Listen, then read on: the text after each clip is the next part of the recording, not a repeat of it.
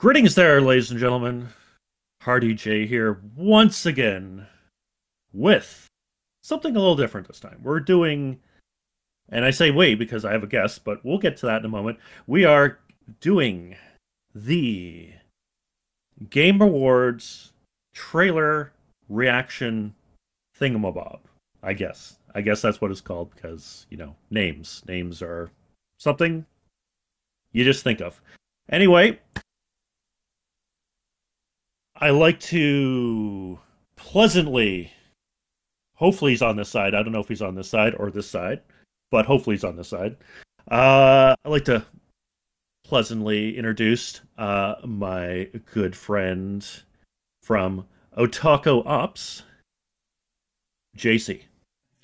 Yo guys, how's it going? OtakuOps here. So I'm happy to do this video today. Like my friend said, we're gonna do a kind of autopsy of the Game Awards 2021. It's important to mention the year. Before we actually get going, I have a question for you. And the question Sure. is basically, people talk a lot about video games, and that's fine. But the official definition of video game, according to Wikipedia anyway, is a game played by electronically manipulating images produced by a computer program on a monitor or other display. That's a lot of words. Basically, in a way, let's think about something easy like Pong. And, that's basically just a ball and two bars, and, you can move the bars, and that's interactive. It's somewhat fun. But I don't know. It is a video game, yes. But when we talk about real video games, I think I expect much more personally from that. I expect something like Life is Strange or Mass Effect. So It's definitely got to have a story. Visuals, again, depending on the era, it's got to have some sort of visuals to indicate what you're doing. That's the thing. You got to have some feedback. It's like if you don't get that feedback, you're kind of like, what am I doing? Where am I? Like, what is this? It kind of like, yeah, you can put your imagination into it, but the thing is, it's still got to be something that you can know what you're doing, basically. And definitely sound, music, and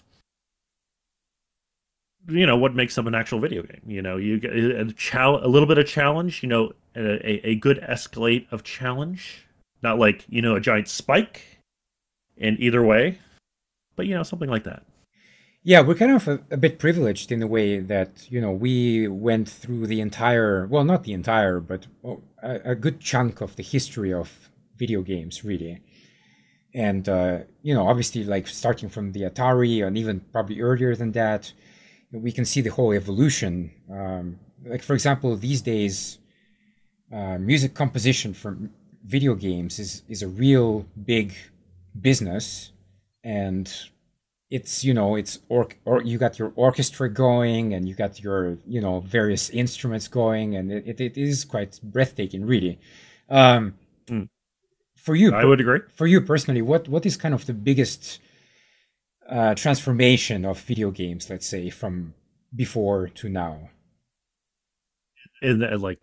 We're talking like what, 1980, 90 to now? Yeah.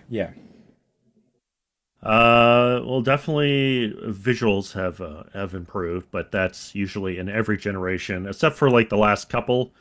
It's been very minor, but you got your big jumps from Nintendo to Super Nintendo, or 8-bit to 16 to 32-bit to 64-bit, and then after that they kind of just drop the bits and be like, oh, we're going into polygons now, into 3D. So there's obviously the jump in quality, and then obviously music too, and sounds, because you get the synthesized, very synthesized stuff from the 8-bit and 16-bit. And then getting into like the PlayStation era, or what is that? Generations are escaping me right now. But anyway, getting into that genre of getting into early 3D, we get into a little bit more of real music, and you have real instruments playing real music and all that, but you still had like the synthesized stuff, but more channels to it.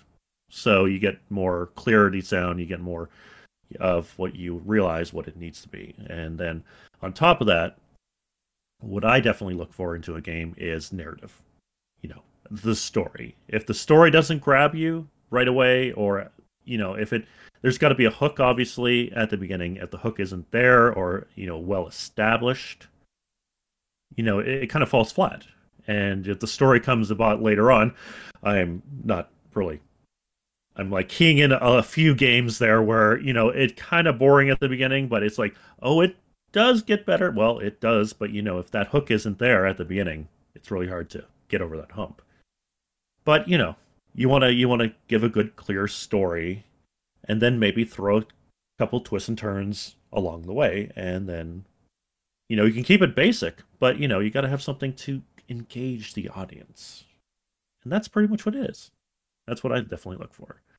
So just a quick update for the viewers. Personally, for me, my year was a bit tough. There was a lot of stuff that happened. I was planning to actually start my gaming channel in pretty much January 2021, and the reality of the life was just such that I wasn't able to do any of that, and I only started in December. So please check out my channel. I did post some videos. Right now I'm doing mostly retro stuff, like really retro stuff. Oh yeah, PC retro stuff. I have not seen a lot of this stuff, so definitely check him out if you're into what's it, 90s? 90s PC stuff? 90s, yeah. Like that I don't see a lot of, so definitely check him out. Yeah, that's what I thought. Like there were some videos, for example, like I did L'Empereur, which is by Koei. There are videos of it out there, but it's basically kind of just footage of the game with no voice and nothing. So I thought, hey, I'm gonna do some footage, but I'm gonna also tell people how to play the game, because some people want to play the game, but they don't know like what I'm doing, what I'm looking at. So I thought, hey, that's gonna be good kind of instructional videos. And the last one I finished was King's Bounty from 1990. So it's like over 30 years ago already. Crazy to think about that. And how about yourself? What was your latest project? My latest project is well, I'm continuing to do the ending reactions to whatever game I finish currently right now, and the ones that are still finished but not uploaded yet are the Final Fantasy Pixel Remasters. 4 and 5, I have done ending reactions, but I have played 1 to 5. Pretty damn good, I have to say. Like, I think Square really kind of knocked it out of the park with the Pixel Remasters, because they look really good. The thing that, again, I get into my videos that eventually is that I really wish they had the option of the original soundtrack, because they have another arranged soundtrack for the games, among many out there right now. But other than that, pretty solid titles, and that's what's going to be coming up on my channel eventually in the time. Other than that, I'm getting still through my gameplay series of Persona 3, which is just strictly gameplay.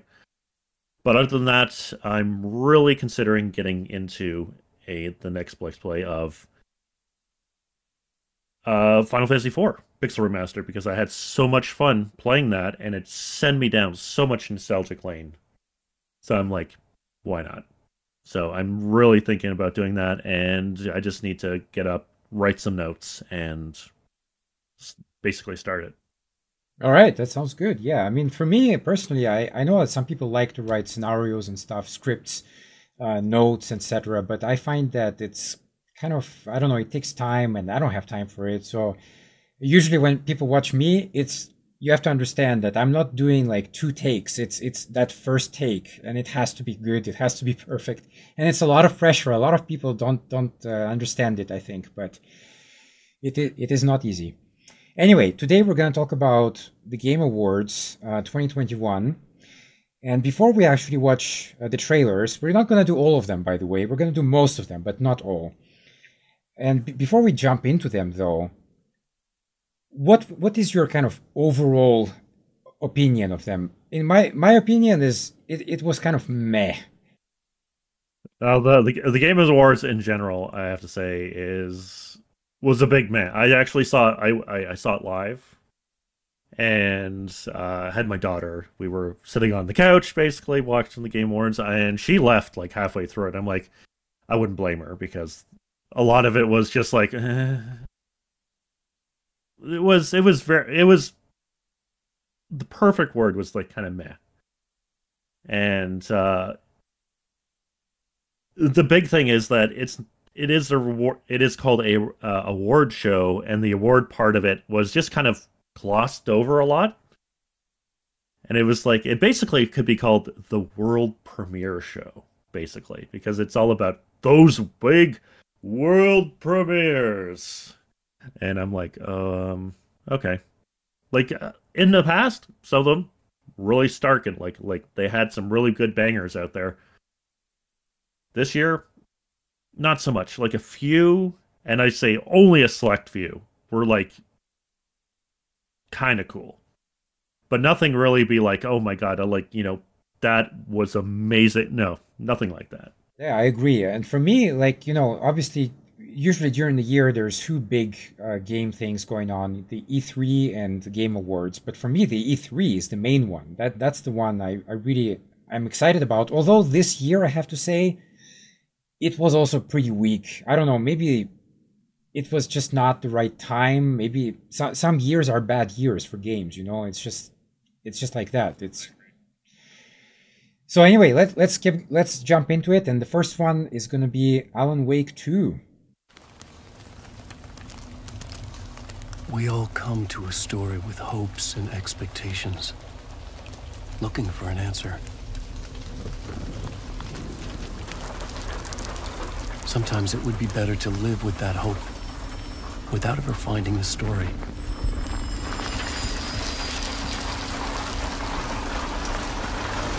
This is not the story you want it to be.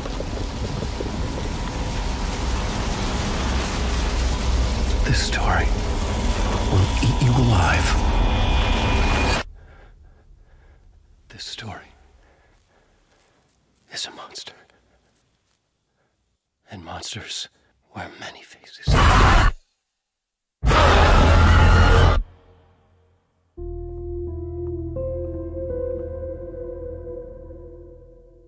Okay, yeah, so Alan Wake 2. I'm actually pretty excited about this one because I actually played all of them so far.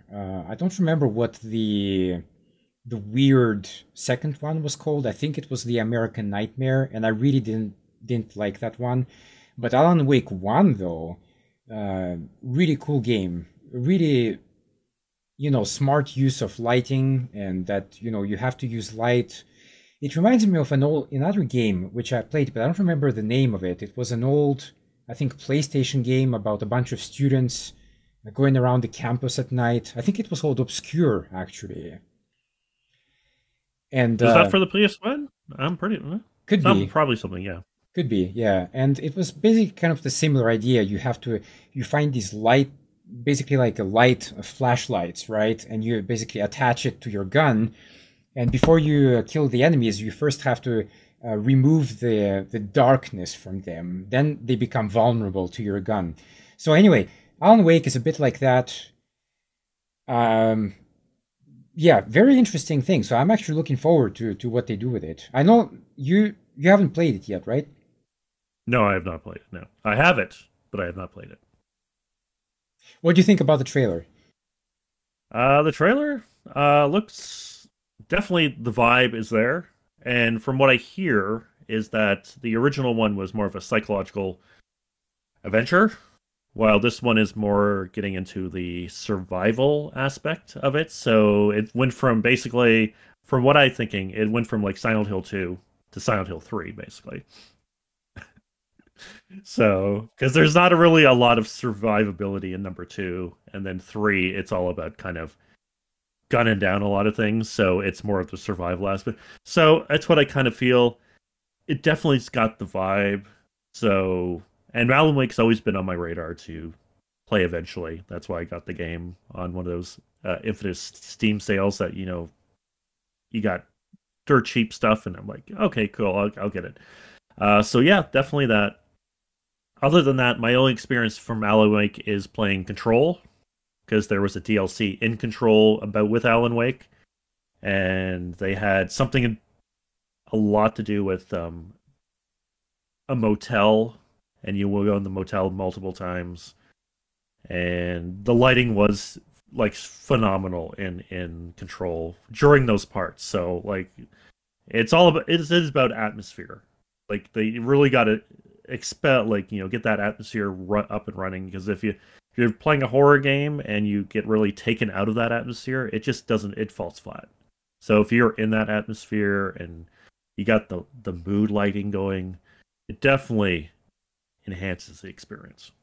I do recommend it since I played it. Definitely get it. And I just want to, since we're on the topic, I just want to plug my book very quickly. Please get it on Amazon. Things like Silent Hill and Alan Wake actually inspired this book a lot. There are obviously the whole atmospherics and the whole mood is very much reflected in my writing as well. So check it out. It's on sale on Amazon. It's a good read. All right, let's move on to the next one. To risk your own life for what you believe is your sacrifice to make. To lead others to death brings a different kind of burden. One that Senua would have to learn to bear.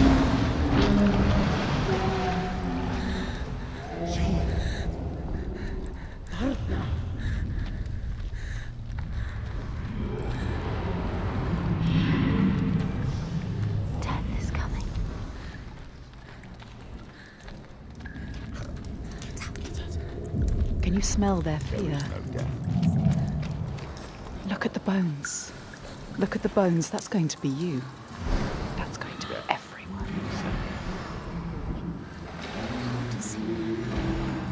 No, stay down.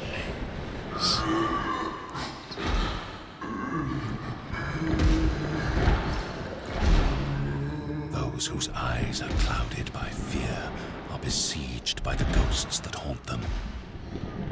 Senua saw that to win the war we must break this siege. Break it with an unshakable truth.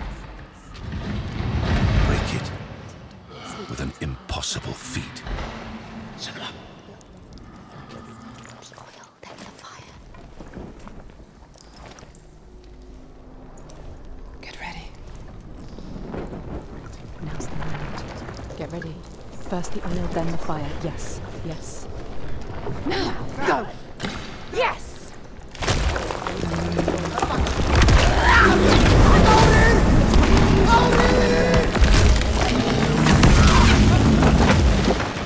So, Hellblade 2. I looked at this. It's good that they showed gameplay, first of all, because last year, I think it was last year at the Game Awards, they only showed like the cinematic trailer. Obviously, looks amazing, but you want to see gameplay, which is really glad they showed gameplay this year. So that's also a plus, because if you show a cinematic trailer, that's one thing. But if you show gameplay with it, you can kind of see, oh, this is the game, instead of, oh, this is the idea of the game. So it's good to see that. It looks very different from the first one, because I actually played the first one. And it's, if anything, it's like a psychological puzzle game in the first one. There's not a lot of action in it. And the second one seems a lot more action. And visually, I have to say, it looks bloody amazing. Like, I think the first one won a lot of awards about motion capture and so forth. Like, the studio behind it, I think the actual person who played Senua was one of the actual programmers that actually did the game. Like, they actually just used themselves as mocap. So that is definitely shows, like, the production team is very small, and they don't have probably a lot of money, but they do have the technology behind them. So, and that's the thing. So if you don't always have, like, the money to do stuff to, like, hire these big name actors and so forth, use it yourself, because if you're doing mocap, as long as you're good, then you're good. That's the thing. So it's good to see a small studios like this one bringing out good quality product like Hellblade. And I'm really interested to see where this goes. I know I said more of like the production stuff and not about the game itself. The game itself looks very action heavy compared to the first one. And hopefully the story follows like the first. The first one is just, it will mess your head up. Definitely. So hopefully there's a lot of that psychological stuff in the game also, other than just like, oh, we need to go and kill things. So hopefully it's more than that. So that's what I'm hoping for it. So let me jump in there. I haven't played it yet. It's on my list on Steam, on the wish list, but I don't even own it yet. From what I saw, the comments are very good. It has 91% approval rating. From what I understand, there are two versions of it. There's one version which you can just play on your computer, and there's another version which is the VR version. Now, which one did you play? Did you play both of them? I played just the regular one. I didn't play the VR one because, my God, me and VR don't really mix too well. Like the experience in VR, I've only played Resident Evil 7 in VR, and that got me nauseous after a while. I can't play more than like an hour of it. So, other than that, maybe. But the thing is, again, there's maybe getting into the atmosphere of VR would be good in the first one. And I think I do have, because I think it is a free extension to the first one, because I think I do have it. But obviously, computer-wise, I don't have an Oculus or whatever else they have. I can't remember what else, but maybe something to look into. But other than that, playing the actual real game is still, like I said, stunning to look at, and just to get kind of immersed into that atmosphere and all that. So it's definitely a good one to go if you want to rack your brain and be kind of terrified at the atmosphere. So definitely one of those things. Yeah, for me, like this particular trailer, I don't know, it reminded me of Attack on Titan, because there is this big kind of like humanoid looking creature like attacking the main character, and they're throwing these kind of like spears at it, and it just really reminded me of Attack on Titan. But yeah, let's not go there. Anyway, I think I'm not sure if I'll check it out. I might. It depends on how good the first one is. I'm interested to check out the first one. What about you? Are you interested in this one? Oh yeah, definitely. I definitely want to see kind of the more of the world building, because there wasn't too much. There's a little bit of world building in the first one, but there's not too much. But more or less, like, you didn't see giants basically go around or anything like that. It's more of just like, oh well, she's going through her own personal journey basically in the first one, and it's more of internal world building instead of external world building, which I'm interested to see that more external one, because we've already been through her external being. I want to see more of the external of like, oh, this world that has giants in it, like where did the giants come from type thing. So I'm very interested to kind of see where it goes.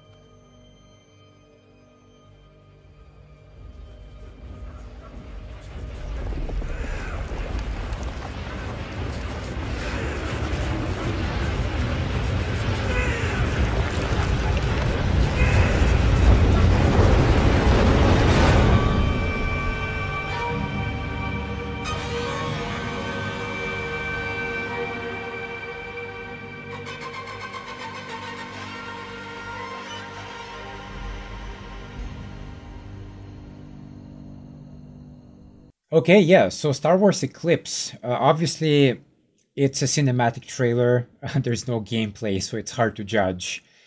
When it comes to Star Wars games, there's a lot of Star Wars games out there, and I know that some people are really kind of obsessed about it.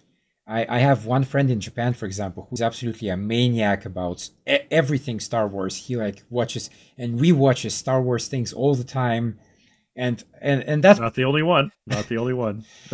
And this is personally like I can't understand it. Even the things that I really like and enjoy, I even struggle to watch them twice sometimes. But anyway, that's for another day.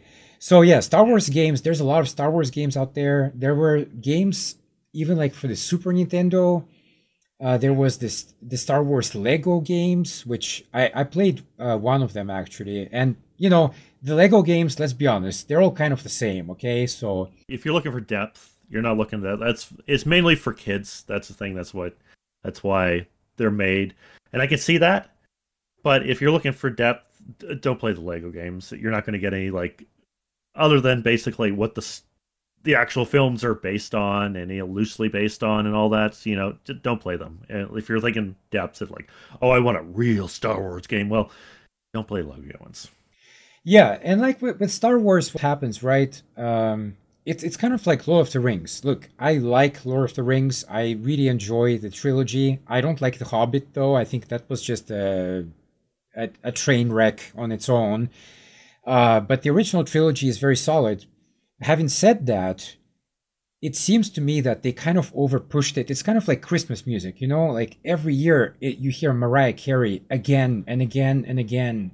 And you're just going insane after a while. You can't hear it. You can't take it anymore. And I feel like with Star Wars, it's kind of the same thing. They're basically milking the franchise as much as possible. Hey, let's have the Mandalorian. Hey, let's have like this weird thing about Han Solo. Let's have this other thing about Obi-Wan Kenobi. And it seems to me that it's just stop already. It's enough. I don't know. That's my opinion. What do you think? Star Wars in general, or? Well, yeah, I think definitely they're milking stuff. Definitely. Well, the thing is, it's obviously Disney wants to, milk their franchises right now. So obviously they have their assets and they want to be like, hey, guess what? They're basically flexing right now. It's like, oh, we're owning Marvel and Star Wars now, so let's the people want, because everyone's hankering from the original trilogy to the prequel trilogy and all that. They're like, oh my god, can we get more Star Wars, and now we're getting that Star Wars, and everyone's kind of like, yay, another Star Wars thing. Ooh, so sometimes don't complain about not having stuff, because you might get it and you're like, oh, yay, we'll get another one. Cool. Like, I have to say, like, one of my favorite characters in Star Wars is Boba Fett. They're coming out with a series, like, I don't know, soon. And I'm like, I'm not sure if I want to see that, because, you kind of want to have your own thing of that. It's like, oh, he's in the original one. He's a cool ass guy. He gets killed very easily, but nevertheless. And I don't know, it's like, it's one of those things. And as for games, it's how it hit and miss. The old ones on the NES and Super Nintendo, they range from good to super hard. And then the one I remember playing a lot is Shadow of the Empire on the Nintendo 64. And that range from like, oh, easy to, oh, I'm getting my ass handed to me all the time. So there's that. And then the newer ones, Battlefront, fantastic. Like old school Battlefront, superb.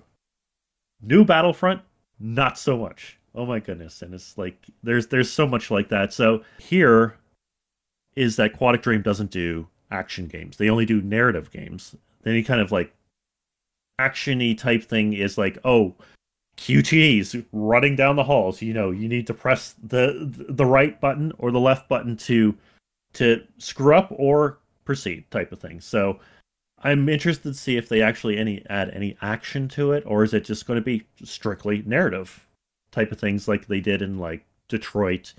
Beyond, oh god, I hope they don't do Beyond Two Souls. Oh my god.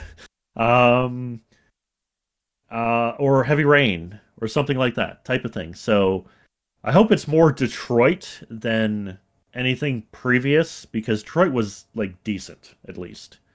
So it's kind of interesting to see how they actually will bring out the Star Wars thing in this.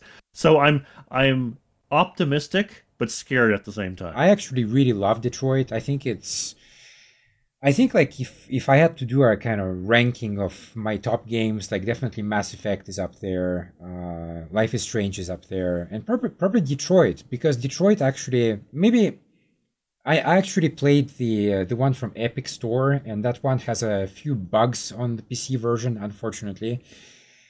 But the story is very good, and the story is very like current. It's very on the nose. I feel like it really like, but that's, you know, that's David Cage and his like, you know, storytelling, which, you know, is a topic amongst itself.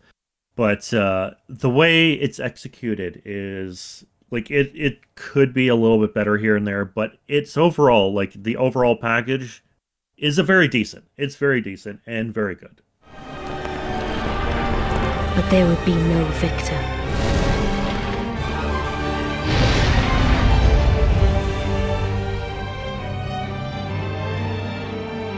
And so we inhabit a fractured world,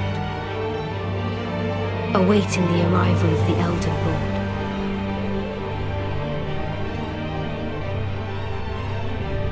Unless, of course, thou shouldst take the crown.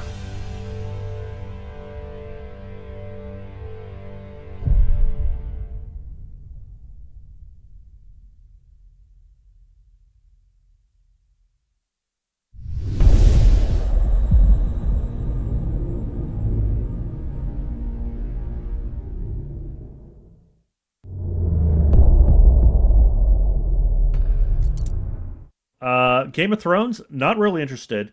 Dark Souls, not really interested. Two things, I'm not really interested. So again, might be visually astounding. Don't really care for it. Move on.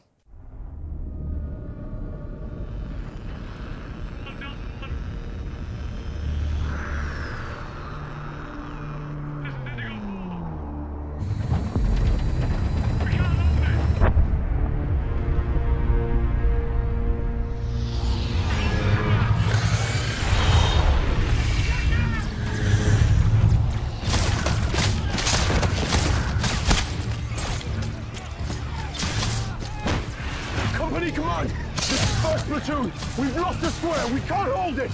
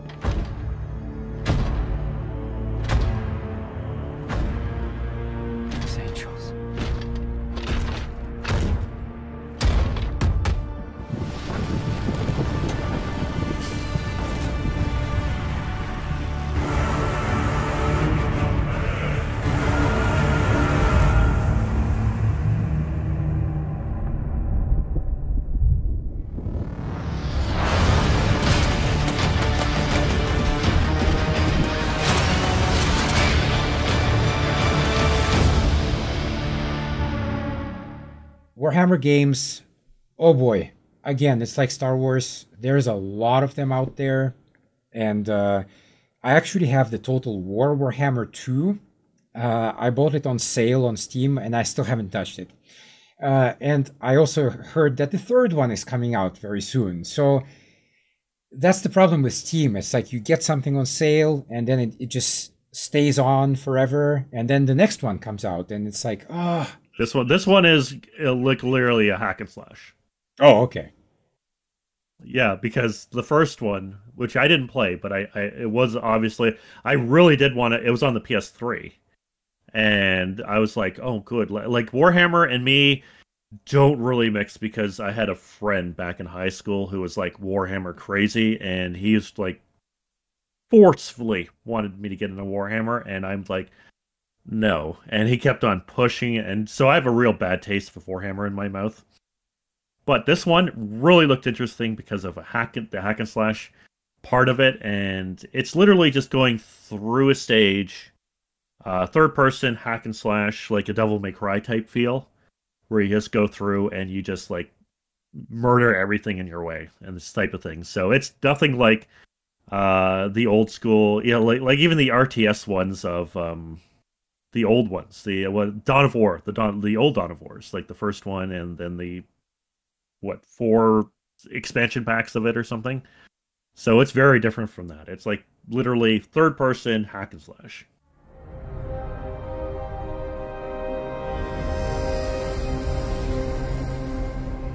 Hi, I'm Thomas Anderson.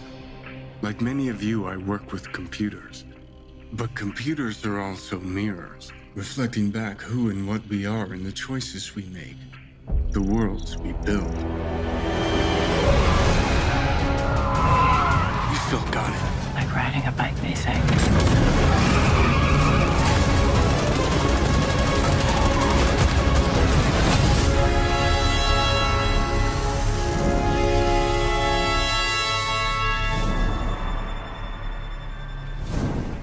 There was one Matrix game, I think, called Enter the Matrix, which was released in the early 2000s, and it was, I think, for the PlayStation, I think, PlayStation 2 maybe. Two. And it was also on PC. PS2.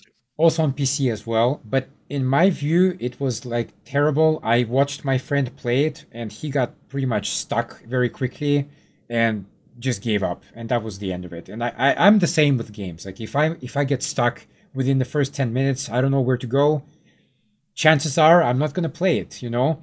So yeah, The Matrix, even though it's interesting because the Wachowskis, they actually directed the game as well. So they directed the movies and the game as well, but the game was terrible. This one, I honestly don't know anything about it. Obviously, you know, they have the technology on their side, and I guess they're going to try something, but I don't know anything about it. What about you? This little thing is the demo. I don't know if it's for a game right now or if it's just the demo, or because, you know, there's sometimes demos like PT, complete demo of a game that never came out. But this one, I don't know, again, if it's for a game or not. But right now they're calling it an experience. So other than that, personally, I have it. But again, I haven't played it. But from what I hear, it's just a bunch of... It looks like, from what I hear, it looks fantastic, but it doesn't really have any depth to it.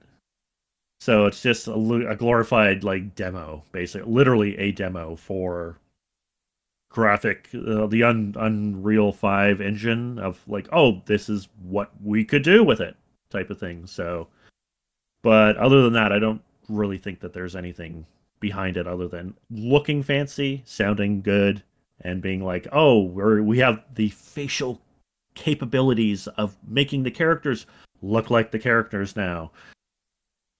Okay. The game that came out in the early 2000s, right? Enter the Matrix. If I'm not mistaken, it was obviously using some Matrix elements, like I guess bullet time. And at the time, many games were trying to mimic that. I know there was Max Payne, and there was Blood Rain that also kind of went into this slow motion mode where you could hack the Nazis. But I don't know. For me, it just didn't really. It didn't really work. It obviously didn't really take off because games since haven't really used that technique much. So I really don't know where they're going with this. This personal experience demo, there you got to give me more, basically, to it.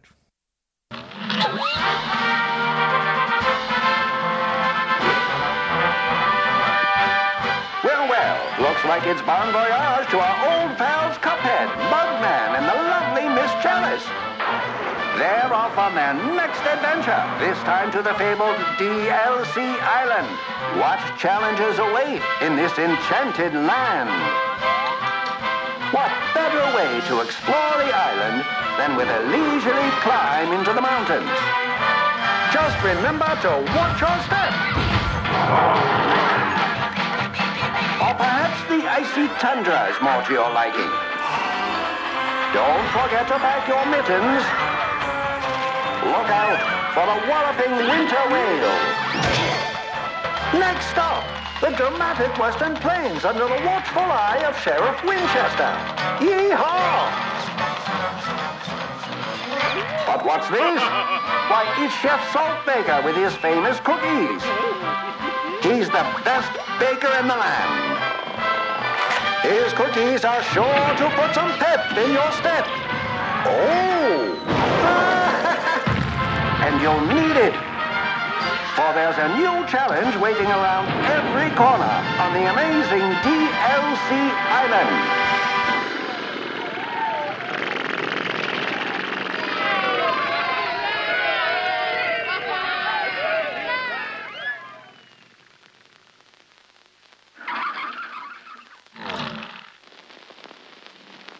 So next is Cuphead.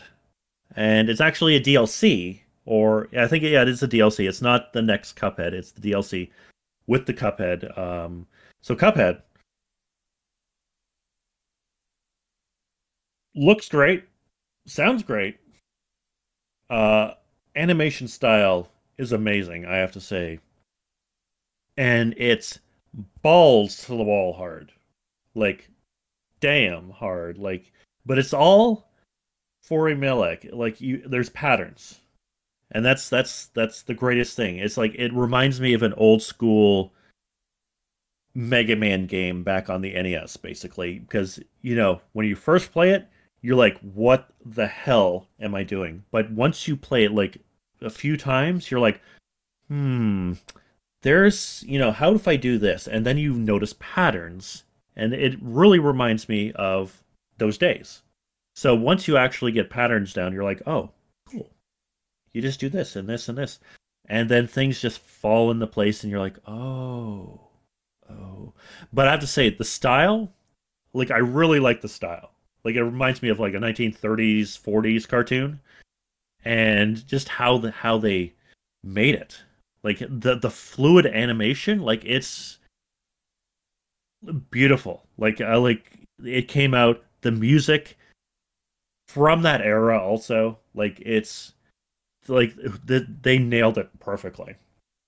And that's just about the real game. Like, this DLC is just more of that, and that's perfect. That's what DLC should be. I think it's a brilliant move. Like, instead of making a complete new game like some people do and be calling it, oh, Cuphead 2. No, let's just do DLC. All I can say is that I do like the style as well. Definitely cartoony. Very, very fluid, yeah, like you said. And I don't have it, but I might be interested. What about like the age range, would you say? Is it kind of like for teenagers, or is it obviously not for like old people? But like what age range do you think is good for? Definitely not kids, because kids probably won't comprehend it. Teens might get it, but they might get frustrated because of attention spans these days. Be like, oh, well, this is too hard, so throw it up. Maybe like the early 20 range onwards, like 20 to 30.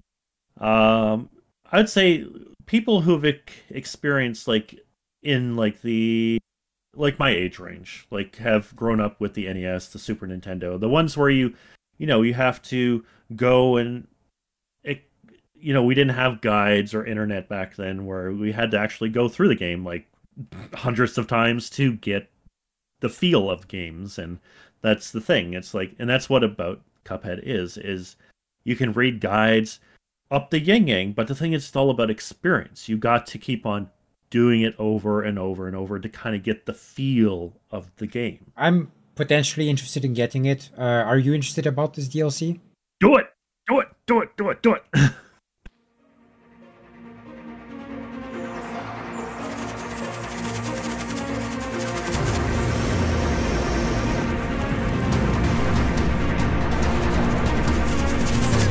Over here!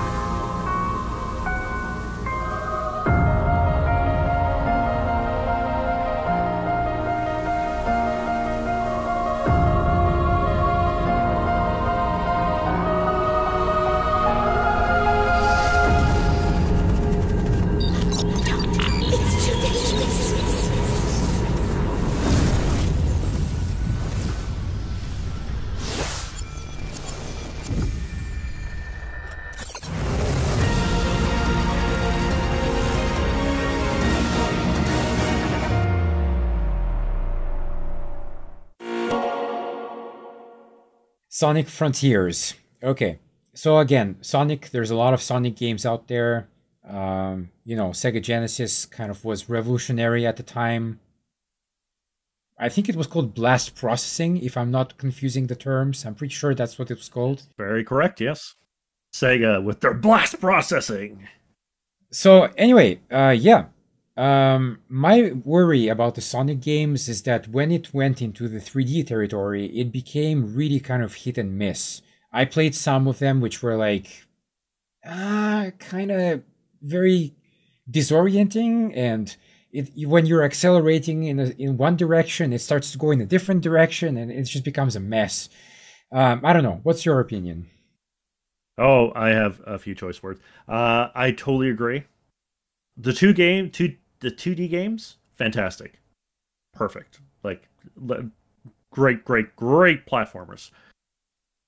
When it get into 3D, very hit and miss. Like you got Sonic Adventures, great. Sonic 2 Adventures, good, awesome.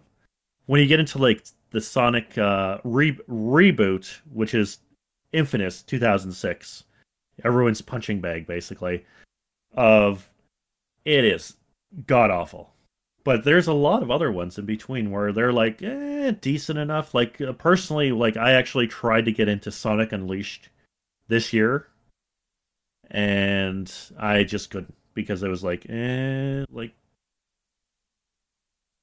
just wasn't there. Like but then again, I played Sonic Mania, which is pretty much a homage to the early Sonic games, which is side-scrollings, and that was just beautiful. And Sonic Mania was done by fans. It was a Sega licensed fan game, basically.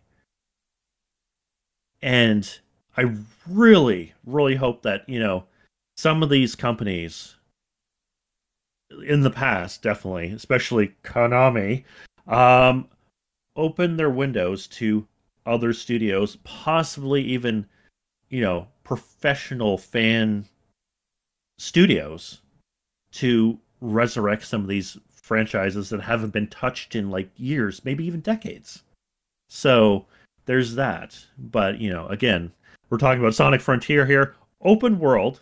So it'd be interesting to kind of see what an open world Sonic game is. Other than that, they're, again, a cinematic trailer, not too much to go on. And one last thing about Sonic is that they recently made a live action film. Now, I haven't seen it. Have you seen it? Good. It's good.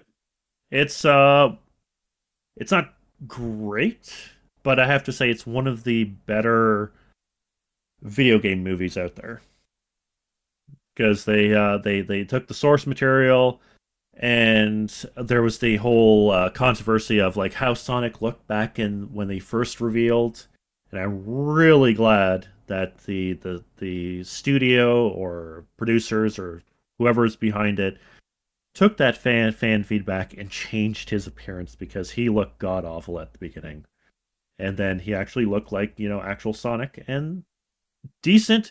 It is a Western movie, so it has a lot of Western type of feel with that goofy goofball humor to it here and there, and there's a lot of it's almost like a little there's a little like buddy cop type feel to it in it. I have to say Jim Carrey as Eggman was fantastic. I can't wait to see actually the sequel that's coming out soon, I think next year sometime.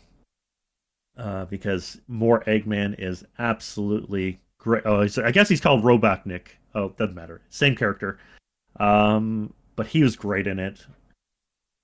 And Sonic himself was like, he was Sonic. That's pretty much it is. Like from the old cartoons to what you actually got from the games, he was there. So I have to say, the first movie, definitely worth a viewing at least once, I have to say. I'll check it out. I'm curious. Okay, let's go to the next one.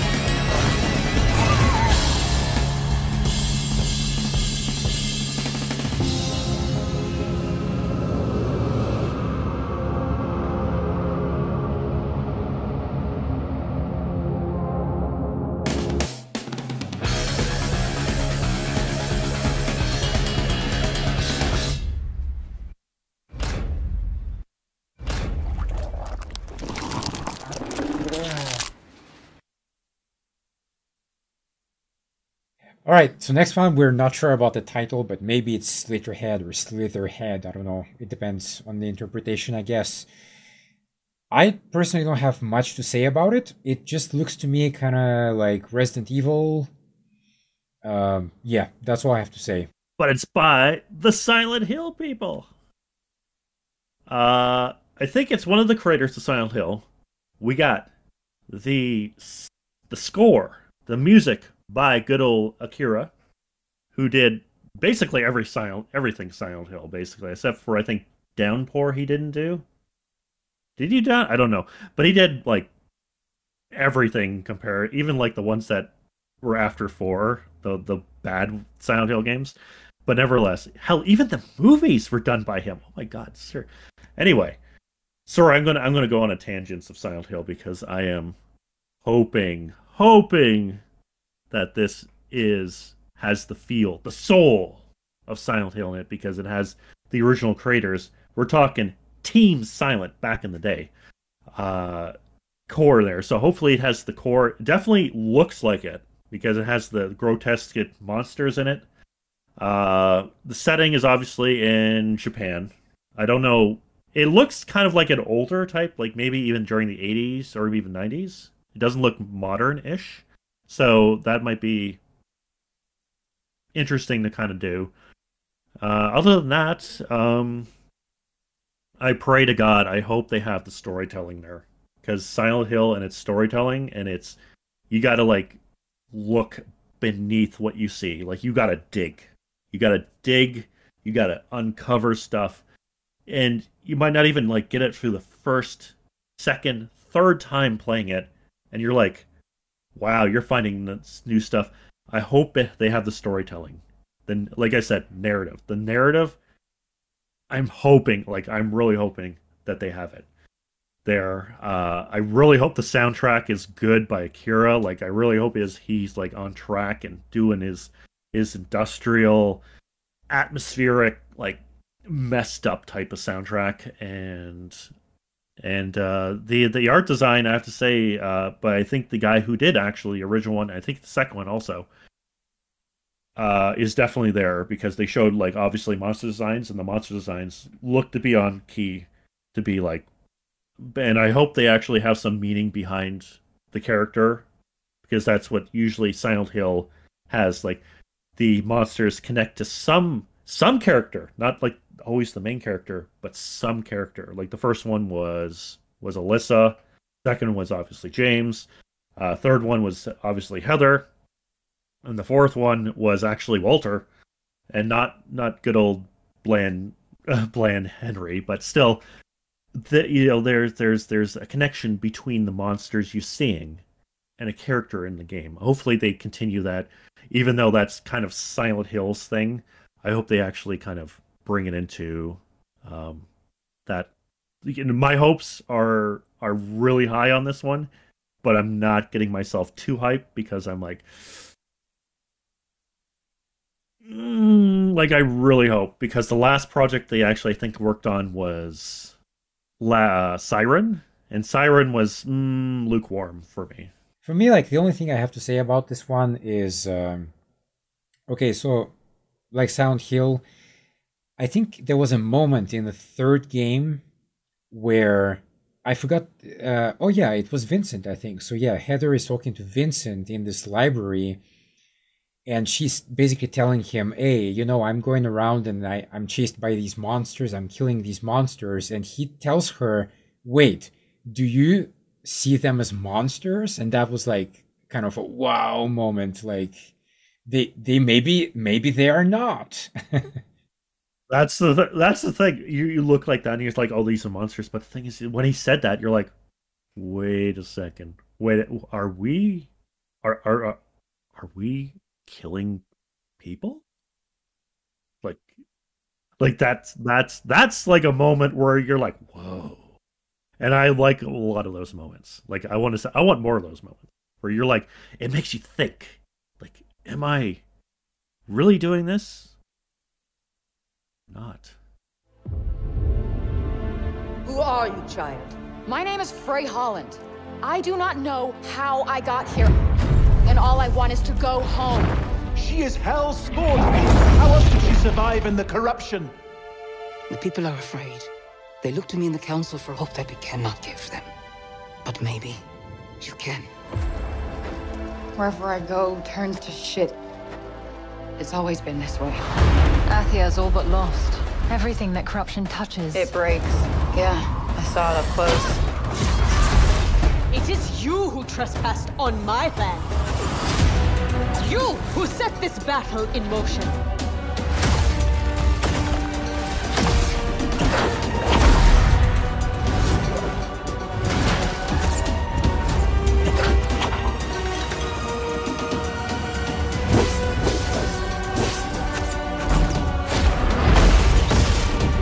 How do you plead?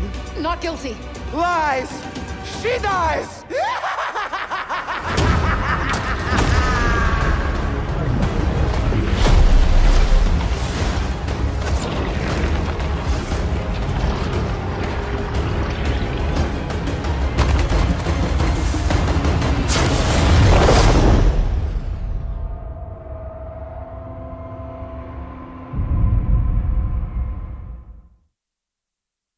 So the next one is Forspoken.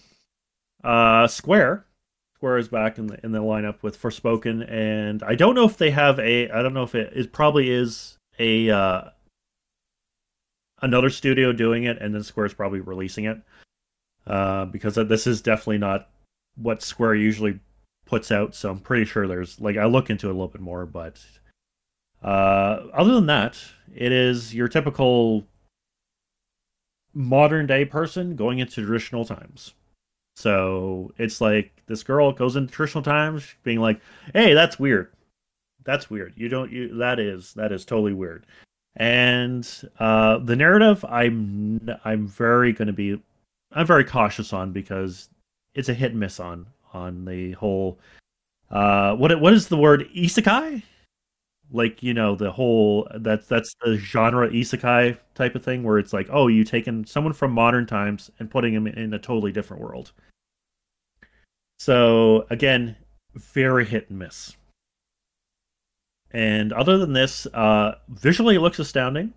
The gameplay reminds me of Journey, if anything, because they actually showed gameplay. They showed like a lot of like flowing through the like she's almost on skates, basically flowing through type of things. So it reminds me definitely of Journey, like that. Other than that, again, I really hope it has a good narrative, because if it doesn't have a good narrative, Square, again, hit and miss with the narrative, because they do some really awesome, good RPGs, but there's really some really bad ones also. So again, especially lately, modern Square, I don't know about it. Traditional Square, I would say, yeah, that'd be good, but modern Square, I don't know, like hit and miss. So I really hope they get the narrative part of it. I hope they have good world building in it. Decent soundtrack would be good. But other than that, it looks pretty good. Voice acting looks good. And if it's even if it has a little bit more artistic thing like Journey had, would be good.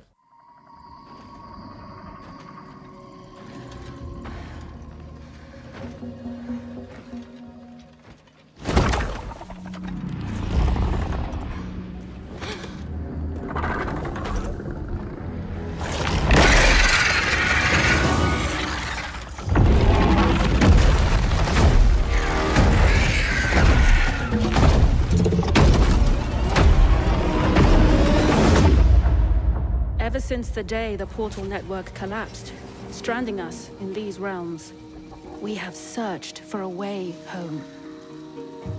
Lost and alone in the dangerous labyrinth of fantastical worlds. Welcome to the lands of Fae.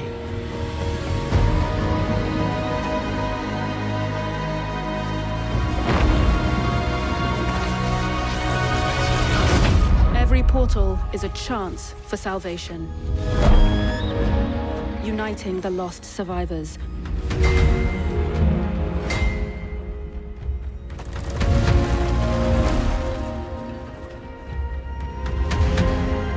Or leading us deeper into this nightmare.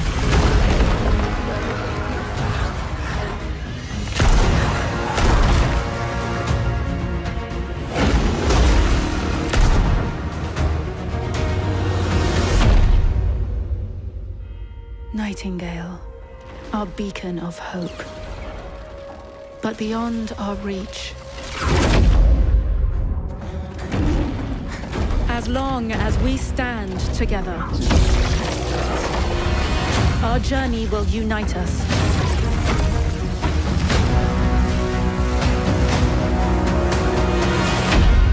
You, the Realm Walkers, are all that is left.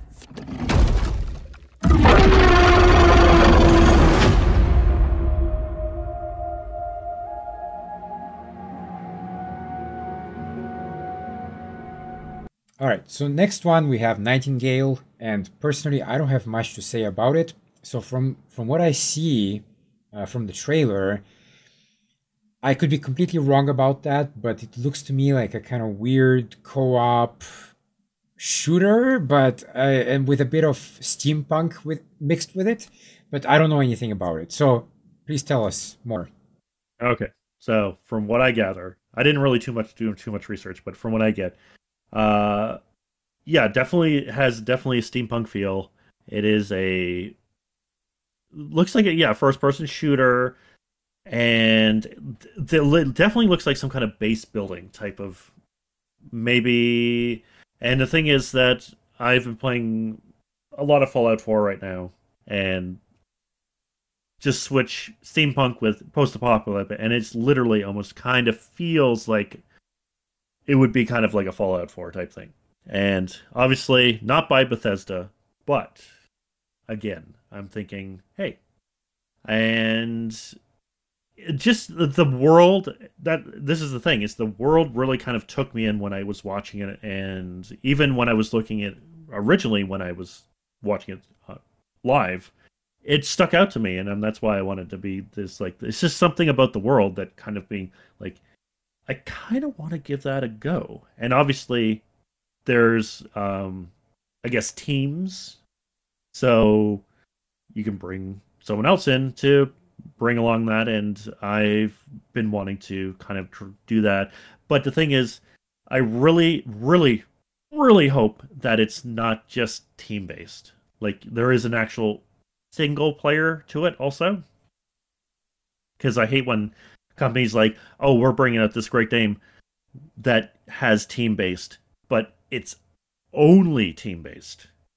And it's like, oh, like, you know, why can't we do just a single player and, you know, go through the game in single player, and if you want to bring in people, you bring in people type of things. So, because steampunk has been really, you know, has a real vivid imagination in, like, trinkets and weaponry. So if they really bring it out into be like, oh, well, let's have a weird steam powered gun of some sort, you know, it's good. Like, again, world building, you know, if they do good world building and also throw a good narrative into it, and not have like, oh, and single player's got to be a good, and then narrative, and then if it has a good world to it. For me, it will be one of those games where I guess it's going to be on Steam, right? Although I didn't find it yet, but maybe. I think it's going to be on like all the PS5, Series X, and PC and something. Yeah, so for me, like, it would be one of the games where I would basically wait for the reviews, see what people say about it. If people say it's good, I'll check it out. If people say it's not good, then it will be a skip. And I have a lot on my list, so, you know, no time to waste. Don't let them see us, precious. They'll find us. They'll see us.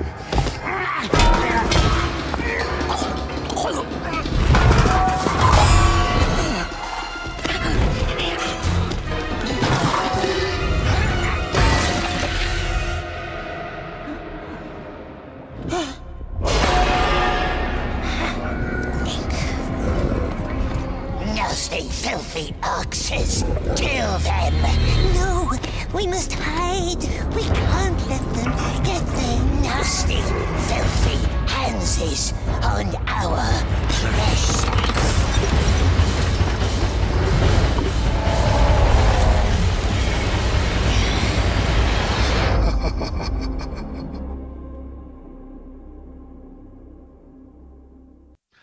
Okay, so the next is Lord of the Rings, Gollum, which for me, I don't have too much to say about it because I've been burnt out for Lord of the Rings since the original trilogy. So, other than that, again, hit and miss with Lord of the Rings. Some of the games were good, some of the games weren't. So hopefully this one, obviously, deals with Gollum and probably his journey. So if it's more of kind of adventure-y, that'd be great. But again, not too much to go on, but I don't have a lot to say, but hey, you do. So let's hear your opinion. So yeah, I played a few Lord of the Rings games. I played some of the Lego games, which again, we already talked about that. You know, I don't want to mention it again and again, but Lego games are essentially all the same. It's just, yeah, you have different characters, different powers, but it's just, essentially it's the same thing. And I played some of them which were based on the original trilogy, which were action games, but I'm not a big fan of hack and slash personally. I know that some people like it, and that's fine. I'm not trying to criticize or whatever. It's just not my cup of tea. Was it done well? Yes, but you know, that's a pretty low bar, really. From this one, I get the feeling that this might be a more kind of thief game where you have to use stealth more, because obviously it's Gollum, you know, he's weak and pathetic. He's not gonna, take on the entire orc armies. I can't see it happening. So I'm seeing it more kind of a stealth game, and that means it could be interesting, but it really depends on what they do. And apart from the trailer, I don't have much to go on about. So I guess we'll have to wait and see. The king has gone insane. He is a proponent of a theory called animal magnetism. He's capable of anything. This automata is a masterpiece. It could do much more than dance. Angel of Death, descended from the heavens to vanquish the clockwork tyrant. You're just as they described. These machines feed on the dead. The greater the massacre, the deeper the river where they slake their thirst.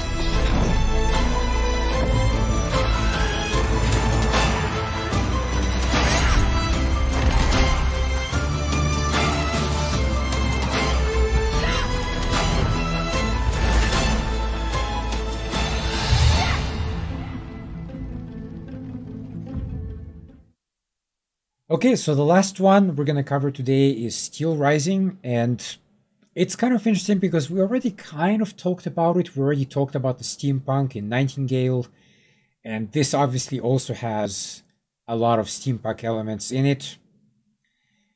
It's different. It's the same, like steampunk type feel, but it feels different. Yeah, it feels very different. For me, like, it really reminds me of Dishonored, which I like Dishonored. Okay, the second, I'm not sure like which one I prefer, the first or the second one. The second one was definitely more gruesome, but the first one, I don't know, it's kind of a classic in its own way. Again, you're kind of using stealth a lot, but if you want to go all out, you can do that. So if you want to use stealth, use stealth. This one, to me, it looks kind of like that. It's a world that uses machines, uses robots. It looks like in the trailers there's some kind of robot assassin or something like that. So I don't know, it could be interesting, but I'm waiting again for reviews and what people think about it. I usually go off reviews a lot personally, but I don't know. What's your opinion? Well, one is I like to know who we're playing. Are we playing as the humans, or are we playing as the robots? So that's first of all kind of like what I actually want to know, because if we're playing as the robots, it might actually throw into type of things where it has Detroit type of thing, where it's like, oh, are these robots being used for minuscule tasks, basically slave labor type of thing, or are they, is there some more bigger question here? That's the thing. So obviously the trailer brings a lot of questions into it of like, what exactly is this world involve in the robots? Obviously there's people and there's robots, and they're looking kind of like majestic in it and possibly doing like human tasks and all that. So maybe you can get into the nitty gritty of like, oh, where'd the robots come from, how they were made, and now so forth and all that. But the thing is, it's more of even a moral thing of like, oh, how are we treating them? Or is again, who are we playing as? Are we playing as the robots or the humans? Or maybe both. That's the thing, depending on what it is. You remember stuff like movies, games, or something. Usually from the story or the characters. Like, you have memorable characters, you remember that character. That's the thing. Story, here and there, but the thing is, you gotta have good characters, and the thing is, the message, if there's a message, like there's many of those, political message or a social message or whatever, one, it is going to be dated, definitely, if you put messages in like that, because it is of the times, and I hate to if I offend anyone but it is of the times. If you put messages in that, it will show. Just like, if there's stuff back happened in the 70s, movies from the 70s had 70s type of messages, or the 60s had 60s type of like very war heavy messages, and the 70s you got like peace and all that type of thing. So you got the times, and obviously these days it's about social messages and political messages, and it's like cool, but let's just make a good story, because we want to take, if you play video games, you don't want to hear about, because you just turn on the news and you hear a bunch of that stuff. We're playing video games to get out of the world. I just want to plug in my book one more time, because it's important, actually. Because my father and my mother both read it. They both loved it. I do great stuff, by the way. Check it out. But it was interesting because my father said that in my book there were kind of too many technical things. Like, I mentioned, for example, how much pressure there is at a certain depth in the ocean, etc. But I just mentioned it once. It's not like I mentioned it again and again and again. No, it was just mentioned once, just to make it clear to people that I have an idea what I'm talking about. It's not just something I pulled out of my ass, So my father thought that, but my mother, who read it, and I also told her, well, my dad, he thinks it's a bit too technical. She said, no, it's not. You're showing that you know the material and you did your research, basically, and that's good. Okay, so now we're gonna wrap the video today by mentioning our top 3 games that we played this year. So just to make sure, it's not games that came out this year, it's just games that we played this year. So I'll go first and then we'll do our back and forth. So the first one I'll mention, which I played this year, and it's actually, I believe it's a re-release on modern systems, which is Beneath a Still Sky. The original one was released in '94, so again, it's a retro game. What I like about it is, it's just this kind of dystopian universe, and it always throws some kind of random thing. It's kind of a puzzle game, and it might be a bit difficult, I would say. Definitely without a walkthrough, it might be a bit tricky. And I'm quite good at that. So I'm not saying like I'm too stupid to understand it or something like that. No, not at all. I'm pretty good at these point-and-click adventure games, but it is a bit tricky, I would say. So yeah, if you want to enjoy it and not suddenly find yourself stuck somewhere, because that is possible, and then you have to go back from the beginning. So yeah, if you don't want to do that, definitely use a walkthrough. But Beneath a Still Sky, check it out. And they actually released a sequel to it, which I have, but I haven't played yet. So I'm really curious what they did with it. I don't know, put something here that says Final Fantasy IV Pixel Remastered. But I'm going to sum up all the Pixel Remastered. I played 4 first, then 5, and then 1, 2, and 3. And note is that this is the first time I have beaten number 2 and 3, because until this time I've actually played them, but I haven't beaten them. But what can I say about the Pixel Remaster other than they're good? They really remind, especially 4 and 5, definitely remind me of playing like literally this version here on the Super Nintendo. And again, I have an ending reaction of 4 and 5 coming out, so more opinions on that, but I'll try to keep it brief. Is that pure nostalgia? Like when I was playing 4, I kept on being like, "Oh my god, I felt giddy." Like this really felt throughout like the ports and the remakes of Final Fantasy IV. It was fantastic. Just kind of going down pixeled. Again, I really wish they had the original soundtrack to it. And then I would be like, this is the perfect version of Final Fantasy IV. My second one is Little Nightmares. It's on Steam. There's 2 of them out there right now. It's very interesting because it is, essentially similar games. They're obviously sequels, but they're not the same at the same time. It's kind of hard to explain. You're doing not quite the same things, and in the second one, it was very kind of confusing story. I honestly didn't really get it. I probably should read about it more, but I didn't really get it. I think it was some kind of weird like transformation of the main character. I don't want to spoil it too much either. But it was basically some kind of weird transformation of the main character who kind of becomes evil because he was not, you know, like respected by the other character.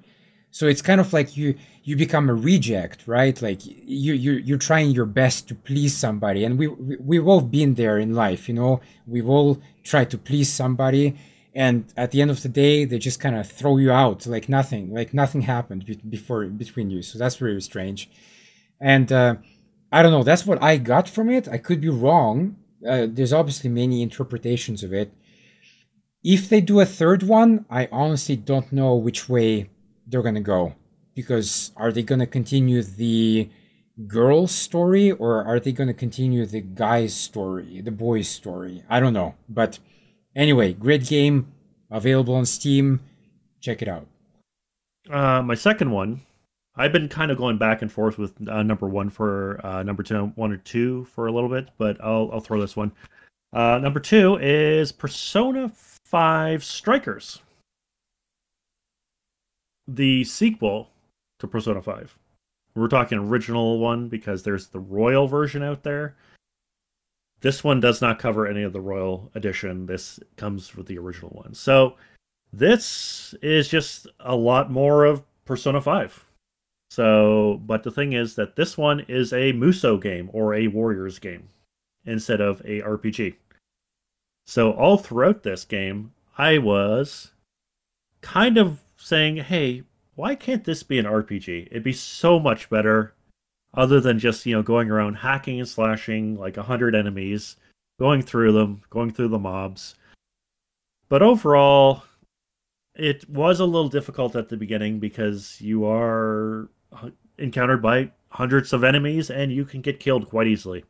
But as you get to like the halfway mark and over, it just gets relatively easy. And yes, you can switch the difficulty in this, but the thing is, I just want to get through the game.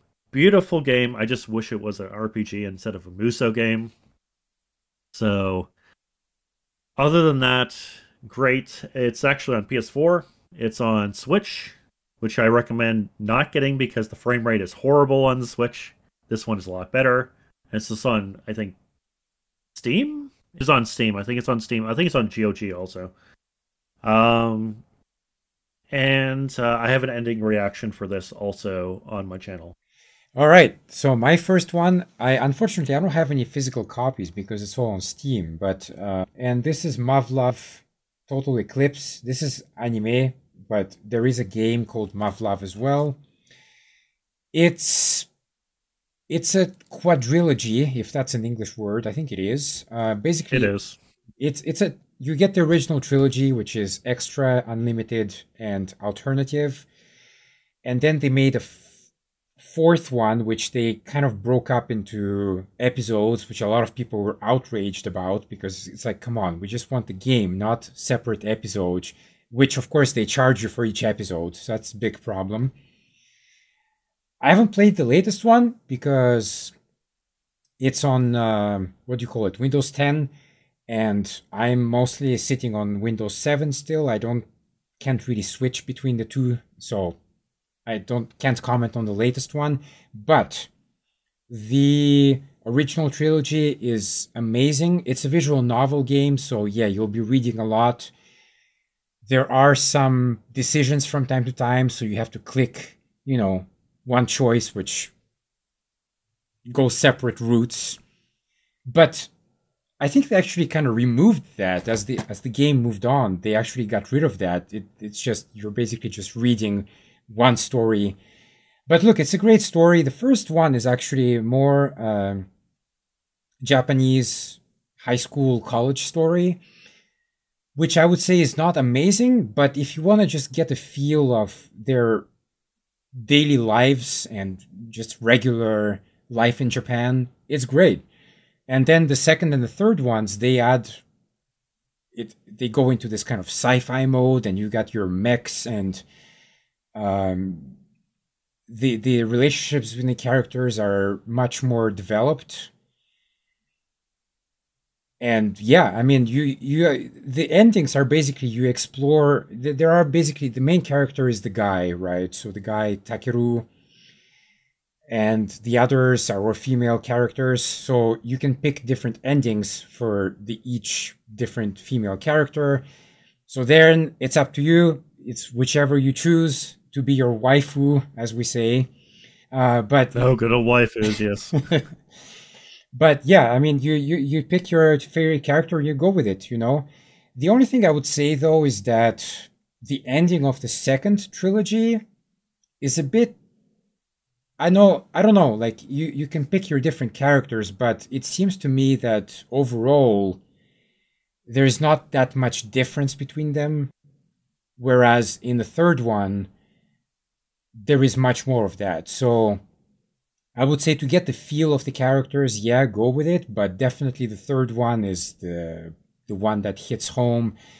And in fact, if you're curious, there are many anime series based on it. The first one, it's out of order. So the first one was Mavlav Schwarzes Marken, which takes place in the alternative universe in the 80s in Germany, which is really interesting because for people who know a bit of history, in the 80s, Germany was under Soviet occupation. And obviously there's this whole communist versus capitalist thing going on, which is I found really interesting. I know some people didn't like it, but when I read the comments, I'm sorry kind of to go on about it for a bit, but you know, that's the one I really enjoy. So what I get from the comments is that people complain that, okay, yeah, we have this massive alien invasion of the planet Earth, and instead of people uniting and facing the threat, what do people do? They bicker about politics and about regional conflicts. But I'm like, yeah, but that's what people do. That's what people do. Yeah, I would like to be all united about conflicts, but unfortunately that doesn't happen. Then they did this one, so Mavlav Total Eclipse, which again people didn't like, kind of for the same reason. But I wouldn't say it's a masterpiece, but it's pretty good. And of course, Mavlav Alternative, which is, they just released it this year. I liked it. They obviously stuck pretty close to the game, which for me was important. But they also added certain parts which were not explained in the game too much. Anyway, Mavlav, huge universe. I think in terms of gameplay, it's well over 100 hours. So if you like reading, if you like visual novels, then that's for you. So now, finally, your turn. That's it. Holy cow. So yeah. So we're gonna go with my number one. Gotta love this, and it's gonna be a fake out. Let's go with Honey Bop 2. No, absolutely not. No. Although I have to say it's decent, nevertheless. But nevertheless, that was actually on my list. But my first number one is Metroid Dread. Fantastic game. Metroid is back, baby. This is 2D, not 3D. It's a 2D. I guess Metroidvania game, because hence Metroid in the game. So obviously it's where it came from. Personally, I have to say it's been too long since a Metroid game came out, and a lot of people, including myself, just were dying for a decent Metroid game. And everyone saw this at, I think, one of the E3s, and everyone exploded, including myself. And oh my god, like, I really was like, be good. And it delivers. It is what it is. It's a Metroid game. You go around, you collect items, and you go through traversing things, and you just go through it the fastest you can. And the replayability is fantastic. I've at least 20, 30, 40 times already through this game. And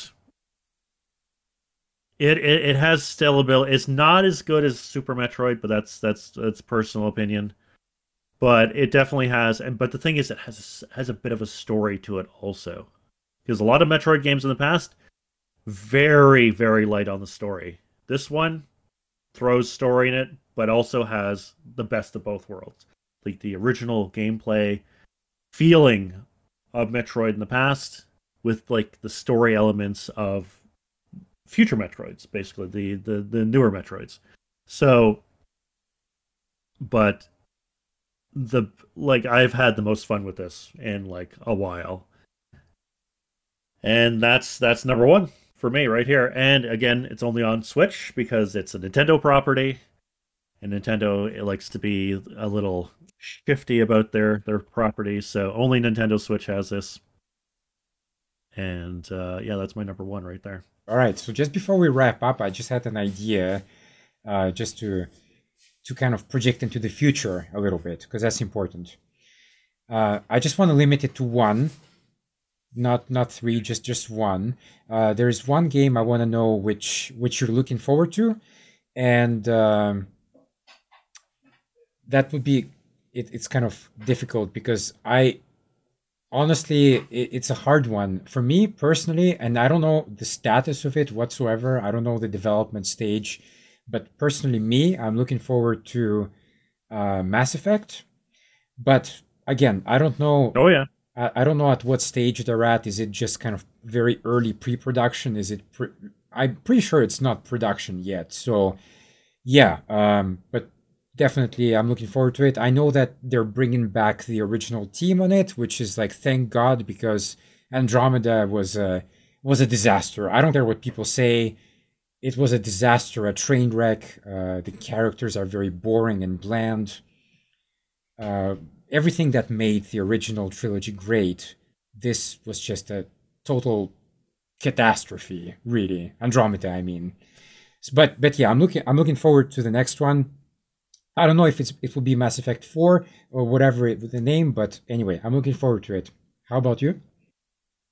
For me, trying to sum up the ones. Probably the most recent one that I kind of am very looking forward to, that is actually coming out in February, is and I was really kind of on the fence because it is on PS4, but you kind of want to get it on PS5, and at the time I didn't have a PS5, but now I do, is Horizon Zero Dawn Forbidden West. And I'm really hoping that they don't screw it up, basically, because the first one, beautiful. Oh my God, beautiful, beautiful game. And again, characters, world building, and gameplay, like, beautiful all around. Voice acting, hit and miss, but still beautiful, beautiful stuff.